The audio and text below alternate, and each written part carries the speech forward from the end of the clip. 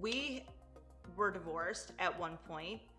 There was drugs involved. There were affairs involved. So the restoration that happened there, it was just a lot of getting new information. And I think one big thing that we found out when we got back together is that we really did not know, like we knew who each other were, but we didn't know each other and how to actually like communicate and live together. Welcome. We are so Let's start over. I don't know what you mean by Siri, we are excited. Welcome to video 1 of your 3-part series. We are glad that you guys have joined us, and we are excited to share with you the things that we have learned along our journey of this thing called marriage. And we're assuming you're here for the same reason, to fix what you have, whatever that is. What can you expect here with these 3 videos? Well, number 1 is transformation first and foremost. If you are at a point A in your life and there's a point B that you see or that you've once believed in was possible, but you're not there yet and maybe losing hope, getting frustrated, a life of your ideal vision, a marriage that's really actually happy and relaxed and easy, because while we're not perfect and we will never pretend to be perfect, we got a pretty good gig going on now, but it took some time to learn some tools and skills and mindsets and communication stuff that each of us works through so we can learn the frequency that the other is on, so we can be here instead of here or here or here, right? Yeah, and I don't know where you guys started when you got married, if you were young like us. So we didn't have a whole lot of experience in relationships, let alone obviously marriage when we got married, had our first kid early. Or you might be coming from a background to where you've been previously divorced, or you waited until you were older to actually get married. So you tend to bring more with you when that happens, to where it could create more conflict. But wherever you are, we're here to help. We were divorced at one point. There was drugs involved. There were affairs involved. So the restoration that happened there, it was just a lot of getting new information. And I think one big thing that we found out when we got back together is that we really did not know, like we knew who each other were, but we didn't know each other and how to actually like communicate and live together. Yeah, so one thing that we're gonna cover right now in this first video, the main point of this first video, is to help you understand something that we have noticed, we've observed in ourselves and those around us who we've helped a little bit over the years, is we can take the idiosyncrasies that we first think are cute when we're dating someone, but after a while, leaving cups by the sink or crumbs on the counter or clothes on the floor, chewing noises, different habits, right? Socks on the floor next to the bed, not making a bed, whatever the thing is, wet towels all over the bathroom. Let's talk about the big stuff, right? Curling iron, hair in the sink. All these little things that can be cute and adorable and actually create affection in the early days, because we're stupid a little bit in those moments. Let's be real. We're blinded. You guys learn my sense of humor as we go. But those things turn into annoyances later. And after what we've noticed with how many times you can be annoyed with the same thing, that becomes sort of something that you kind of get pissed about. But what we've noticed, this is the stuff that flies under the radar that is going to be the magic for you in this first video. It leads you to a point where you end up becoming antagonistic toward one another, or the irritation is maybe a little too quick, or maybe a little too quick to get mad at me, like, whoa. Like you almost feel like you stop liking, the other person has stopped liking you. That's possible.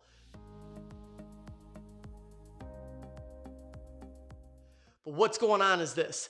Enough of that stuff happens, you get offensive about the complaint that you have in the other, and the other gets defensive about defending themselves, and what that creates is a mindset of opposition. This is the first real key. It creates a mindset of opposition that most people never realize until they hear it and they go, oh my gosh, we act like enemies, or we act like antagonists. We act like we're against each other. And so for this first video, what we want you to understand is that you are on the same team. Yep. If you're not, you better get there or make a decision about what the rest of your life's gonna be like. Your partners. I coach Little League Baseball. In our team, kid strikes out, he gets a pat on the back. I used to play beer league hockey. Somebody screws up, you get a pat on the back, or you get a little ribbing, but it's, come on, let's go, let's go. On organized sports, don't we do that? We support each other, we root each other on. Yeah.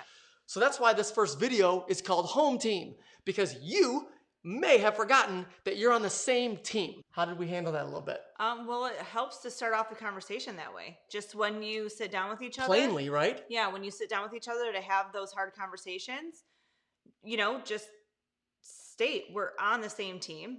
We don't want to get a divorce. That's not the point of this. We're coming together to work these things out and to get on the same page and to move forward in a productive way instead of repeating the negative cycle and arguing and negativity over and over and over and over. There are enough roadblocks. There are enough arrows being launched at you. What you have got to start living is in an agreement with the other. Are we gonna make this work, or are we gonna call it a day? Are we gonna call it quits?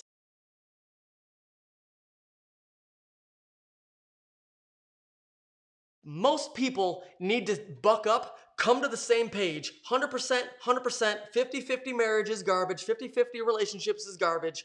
100% everything you got, 100% everything they got. We come together and we're gonna begin working on it. Establish that first. Are we home team or are we not? Once you establish that, you can begin moving on to productive measures and figuring out some of the stuff that's causing the stickiness on why the cycles keep repeating. And we're not saying this to tell you that just by sitting down in the same room and having that type of conversation, that when you're done, everything's just going to be perfect, because that is absolutely not the case.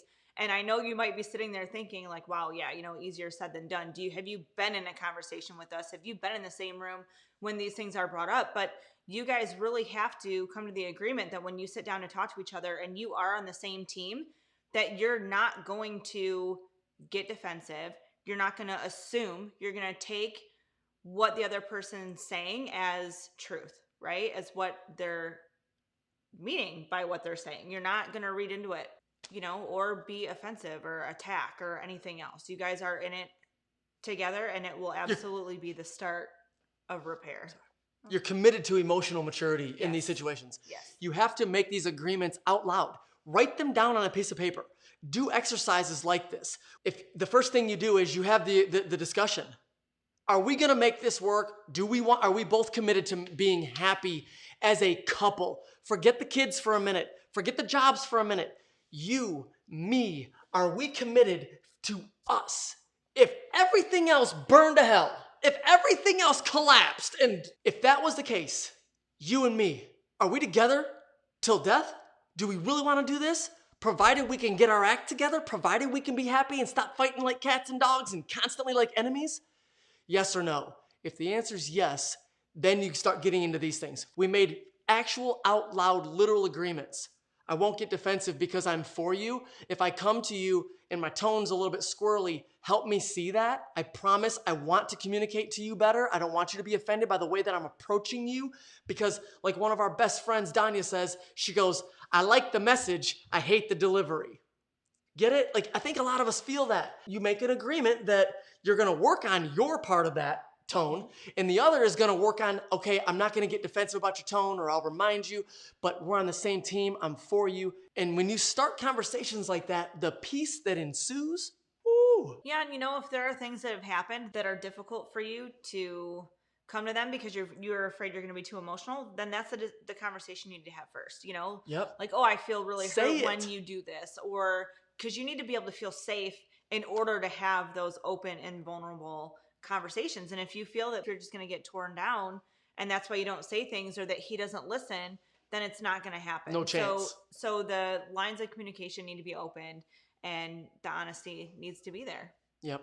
But it's the start. It's absolutely the start. And I think you'll notice that once you do that, it's almost kind of fun. Yep. Becomes a game. You kind of realize you kind of learned like a hack that maybe other couples you see don't have, or they don't, like, when you see it in other people, you recognize it right away. Like, oh my gosh, they think they're against each other.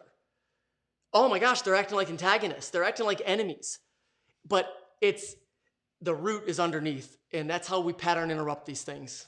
So we want you guys to start there. If you want to take notes, like Adam said, take notes. It'd probably be a really good thing to do. Write down your experience, how it went, kind of what you're noticing These kind after that takes place. What we're going to do is help you with this very thing. We're going to help you with the practical side of your approach. And we'll also help you to understand why there might be assumptions and your tone altogether and where you're directing. We forget about it a lot of times. The closer the relationship gets to home, we forget how important body language and tone is. See you in video 2.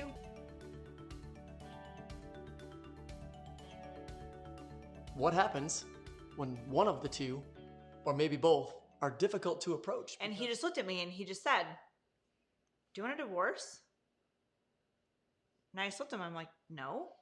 He said, "Okay, then we need to figure this out." Because So I got to be committed to myself to be accountable to my energy, to how I'm feeling, how I'm thinking toward you.